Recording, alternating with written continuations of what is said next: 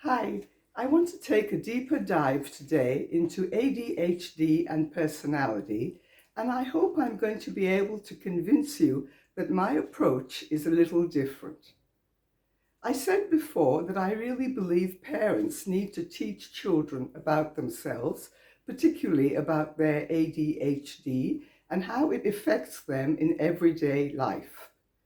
I suggested using the metaphor of a cell phone and telling children that they're like the smartest cell phone ever, but they don't know how to use all the different applications.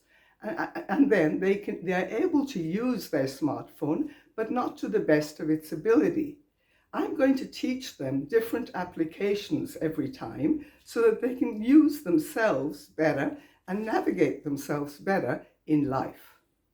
One metaphor I chose for hyperactivity was restlessness, and everything seems to be happening at once.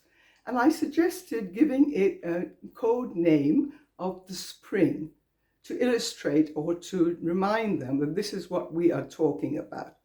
Today, I'm going to continue to break up hyperactivity into its different components using metaphors. I'm going to choose another component and talk about the aspect of my mind races, that everything seems to be racing in my body and my mind. Please note that races is very different from restlessness when everything happens at once. We need to be very exact about how we are describing this in order to help children and adults identify exactly what is happening. So I suggest using the metaphor of the sports car or the race car. And I want to thank Doctors Hallowell and Ratey, who I was inspired by, and I use this as my first metaphor. They use the metaphor, I think, of the bicycle, of the car with the bicycle brakes.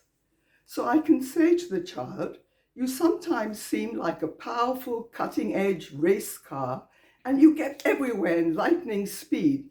You have many strengths as a result of this, but sometimes you can have a hard time pausing or slowing down, and this can result in difficulties. The car, or you, are highly advanced, but I think we need to think about how to upgrade the brakes. What do you think about it? Please note that I always talk about the best sports car and the best cell phone because, yes, people with ADHD need to hear this again and again and again because basically deep down they feel they're not as good as others.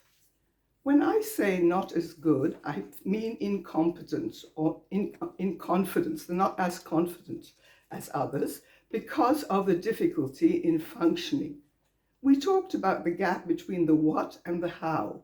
We know what we want to say. We don't know exactly how we have to say it. And as a result, this results in a feeling of not sure about myself, anxiety, and lack of competence. This is very, very different from that deep sense of shame that people, for example, with narcissistic disorders or narcissistic personality disorders feel. And I really want to stress the difference between primary emotional difficulties and emotional difficulties which are a spinoff of ADHD. And this is very, very confusing. And this particular topic of the difference between the emotional difficulties of ADHD, the spinoff, a direct spinoff of ADHD, and primary emotional difficulties has not been addressed and confuses people again and again. And I really identify and understand why. And I have done this channel in order to help you to understand this. Again, we need to reassure them that the car, in this case, they are great, but they do have a difficulty with the brakes, and we need to focus on the brakes. This is very, very different from the constant need for adulation and admiration that the narcissist, for example, seeks. I hope I made that point clear. So now, to get back to the sports car, remember the mind and the body race. We once thought of this as only the body, that physical activity being on the go all the time racing, but we now know it is also our thoughts. Karen Zaguri-Cohen translated my metaphors into great poems that were very accurately translated by Barbara Sutnick and published in our book, My Mind Races. And I'm going to break up the poem of the sports car into two different verses today, because there's a lot of material here and I really want to help you digest this. So the first verse from the sports car by Karen Zaguri-Cohen and Barbara Sutnick. Sometimes I'm a race car, so fancy and fine. I vroom and I brumble, glitzy colours that shine. I'm fast and I'm furious, the first on the scene. But I miss most red lights. Hard to stop, prefer the green. Okay?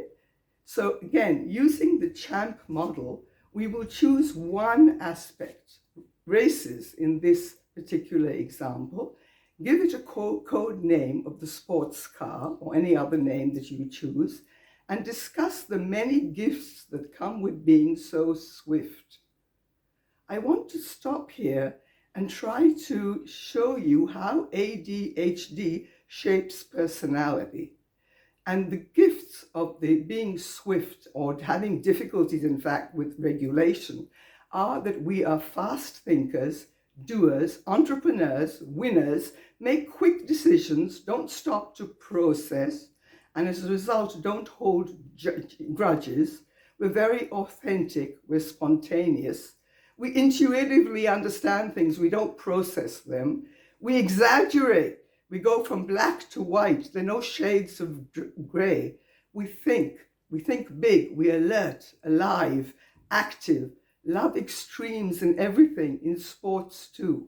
We're always on the edge. We have an endless font of energy, purposefulness, and most important, the ability to live the moment. This particular thing of speed is connected directly to intensity and drive, a dramatic feeling of good and bad. And again, to the psychologists with us, not because of black and white from object constancy. We are innocent. We want to improvise all the time. We can manipulate, but they're very transparent manipulations, not like the conniving things that have motivation behind them. We live the moment, and these are the gifts that come with being so speedy.